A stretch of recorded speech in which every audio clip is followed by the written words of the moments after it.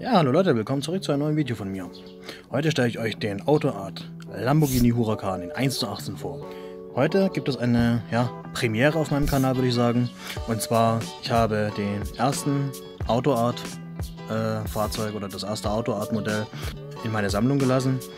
Das war übrigens ein Geschenk von einer Freundin, dafür bedanke ich mich natürlich nochmal herzlich. Ich habe lange überlegt, ob ich mir dieses Fahrzeug wünschen soll, beziehungsweise kaufen, je nachdem. Es ist, wie gesagt, kein Metallmodell, sondern, wie gesagt, AutoArt, die neue Produktlinie von ihnen. Und zwar in Resin, beziehungsweise AutoArt nennt das Ganze ja Composite. Und ich habe mir gedacht, ich schaue dieses Fahrzeug jetzt einfach mal vorteilsunbehaftet an, weil ich möchte der ganzen Sache eine Chance geben, denn aussehen tut es auf jeden Fall gar nicht schlecht. Und ich möchte, wie gesagt, jetzt keinen Streit vom Zaun brechen, was besser ist. Ich würde es auf jeden Fall mir anschauen und meine ehrliche Meinung dazu abgeben. Wie gesagt, das ist ein Lamborghini Huracan LP 610-4. Ist ganz neu, wie gesagt, in der Verpackung, die so aussieht. Ist sehr praktisch, finde ich, bei AutoArt, mit Display überall. Und wie wir sehen können, ist hier drin noch die Schlaufe. Ja, hier kann man es erkennen, die Türen zuhält und der Wagen, wie gesagt, ganz neu ist. Und ich würde sagen, ich packe den Wagen jetzt mal aus und schraube ihn ab und wir sehen uns gleich wieder. Und während ich den Wagen auspacke, könnt ihr in meine Telegram-Gruppe gehen, beziehungsweise den Telegram-Kanal abchecken.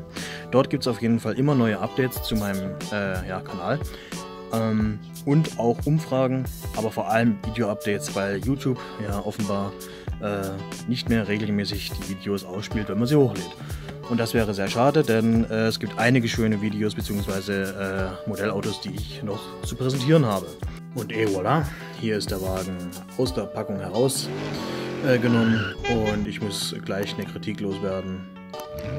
Das muss AutoArt unbedingt ändern, meiner Meinung nach. Das hat mich damals schon gestört. Das hat jetzt nichts mit dem neuen Material zu tun, und zwar die Befestigung mit den Drähten. Ja.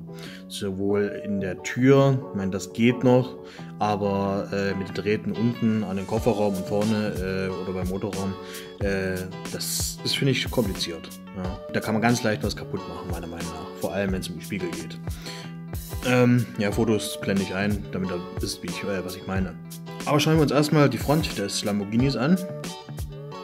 Und wir sehen schon, sehr aggressiv das Ganze. Der Huracan ist meiner Meinung nach besser aussehend als der Gallardo. Ja, ich meine, die insgesamte Form, die kommt einfach besser rüber, finde ich. Hier sieht man schon die aggressive Linienführung unten bei den Lufteinlässen und natürlich diese sehr eckig gezackten Scheinwerfer. Gefällt mir auf jeden Fall sehr gut. Und ich würde sagen, wir schauen mal rein. Und hier muss ich sagen, das gefällt mir eigentlich ganz gut. Wenn wir jetzt hier die Motorhaube anheben, können wir sehen, da kommt so ein Mechanismus in der Klappe, wo man das Ganze hier hochschiebt. Und dann kann man die Motorhaube bzw. den Kofferraum in dem Fall komplett anheben. Was mir auf jeden Fall gefällt, ist, wie gesagt, dieser Mechanismus hier. Ja. Der ist hier filigran umgesetzt worden. Innen drin sieht es nicht so spektakulär aus. Ist alles Plastik. Gut, in echt sieht es hier drin auch nicht viel besser aus, schätze ich mal. Ich weiß nicht, ob hier unten normalerweise ein Stoffboden ist. Ich glaube ja, aber in dem Fall ist es keiner. Machen wir das Ganze mal wieder zu. Ja, also hier könnt ihr sehen, das ist so ein Mechanismus, der ein Stück nach oben geht. Und so geht die Klappe auch richtig auf. Ja, schauen wir uns mal die Seite des Lamborghinis an. Und die gefällt mir ganz besonders gut. Und es fällt gleich auf, diese sehr schwarzen, gleichzeitig sehr großen Felgen, die mir sehr gut gefallen. Ja, die Linienführung des ganzen Wagens ist sehr schön von der Seite. Wir können uns mal so eine Felge im Detail anschauen. Die sieht wirklich gut aus. Also da hat AutoArt einen guten Job gemacht, finde ich. Passt auch zur gelben Farbe. Hier unten kann man auch den Lufteinlass sehen. Ansonsten Lamborghini-typisches Aussehen. Und kommen wir jetzt hier mal zum wichtigeren Teil des Wagens, und zwar das Heck. Und das finde ich auch sehr, sehr schick. Und gleichzeitig aber auch aggressiv. Allerdings nicht im Übermaße übertrieben. Sondern relativ gesagt dezent. Hier unten auch die 4 Auspuffendrohre. Passen sehr gut zum Fahrzeug. Die Linienführung hier hinten im Heck was gleichzeitig ein Diffusor ist, beziehungsweise eine Art Spoiler. Ja, minimale Anhebung hier. Sieht auf jeden Fall sehr gut aus. Und ich würde sagen, wir schauen jetzt mal in den Motorraum hinein. Und wir müssen dazu hier einfach diese Plastikabdeckung anheben. So. Auch hier haben wir eine relativ filigrane Mechanik drin. Wie ihr sehen könnt, die Stangen. Und ja, der Motor ist jetzt nicht gerade spektakulär. Hier sehen wir die zwei großen Turbolader. Ich weiß nicht, wie das Original richtig aussieht. Da ist, glaube ich, etwas mehr los. Auf jeden Fall kann man hier noch die schöne Scheibe erkennen, wo man natürlich den Motor sehen kann. Das ist wiederum ganz gut gemacht worden. Ja, schauen wir uns jetzt natürlich den Innenraum an. Und ich nehme dazu wieder das O-Ring-Tool. So, wir schauen uns die Fahrerseite erstmal an.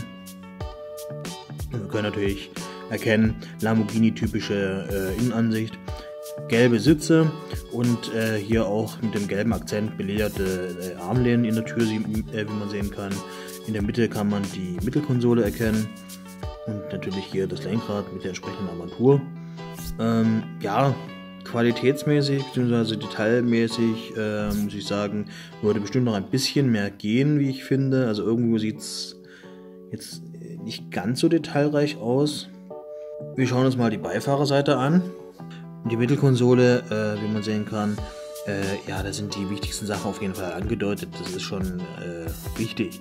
Auf der Beifahrerseite kann man hier noch den Schriftzug Lamborghini erkennen. Und natürlich hier auf der anderen Seite auch in der Tür die gelbe Applikation und der Türgriff und die Box. Das ist auf jeden Fall alles erkennbar. Ja, was ist nun mein abschließendes Fazit zu meinem allerersten AutoArt in einem Material Composite oder Resin? Ich muss sagen, es ist zwiegespalten, meine Meinung. Optisch sehr gut, also ist keine Frage, es gefällt mir sehr gut. Die Spaltmaße sind durchaus okay, außer hier vorne jetzt, ja, da hätten wir vielleicht etwas weniger haben können. Ansonsten, das ganze Paket vom rein äußerlichen her sieht gut aus. Ja. Allerdings muss ich sagen, ich habe immer noch ein Problem mit dem, wenn ich den Wagen anhebe, dass er so leicht ist. Ja, also das ist schon, es wiegt schon was, aber ich fühle einfach kein Metall und das ist für mich relativ wichtig. Es gibt viele Leute und Sammler, die da sagen, ist mir egal, Hauptsache die Optik stimmt. Aber ich gehöre zu denjenigen, die schon, ja, ein Auto ist ja nicht aus Plastik. Ja. Also natürlich gibt es auch Plastikkomponenten und alles und es wird ja auch immer mehr. Was nicht unbedingt meinen Favoriten darstellen, wie zum Beispiel bei Audi, ja, die Stoßstangen. Das sind nicht nur Plastik bzw. Kunststoffteile, sie sehen auch richtig danach aus und manche wirklich billig, muss man so sagen, wie es ist. Ja, aber wie gesagt, ich will hier kein Auto-Art-Bashing betreiben. Optisch kann man auf jeden Fall das Auto nehmen, meiner Meinung nach, das Modell oder die Modelle von AutoArt. Wenn man allerdings auf Diecast bzw. Druckguss steht, der sollte natürlich lieber warten, bis es von dem Modell auch von anderen Herstellern was gibt. Also wenn man AutoArt von früher kennt, noch mit den Metallmodellen, dann muss man schon sagen, eigentlich, ich kann es nicht verstehen, warum die jetzt überhaupt keine mehr herstellen. Hätten sie doch sagen können, wir machen eine geteilte Produktreihe, einmal Composite, ja, oder Resin-Modelle und natürlich noch die alten klassischen Druckgussmodelle, die ich natürlich auch in meinem Kanal schon vorgestellt habe und noch vorstellen werde. Müsst ihr einfach mal auf meinem Kanal durchsuchen oder durchschauen. Würde mich sehr freuen, wenn ihr das anguckt, gebt mir Feedback.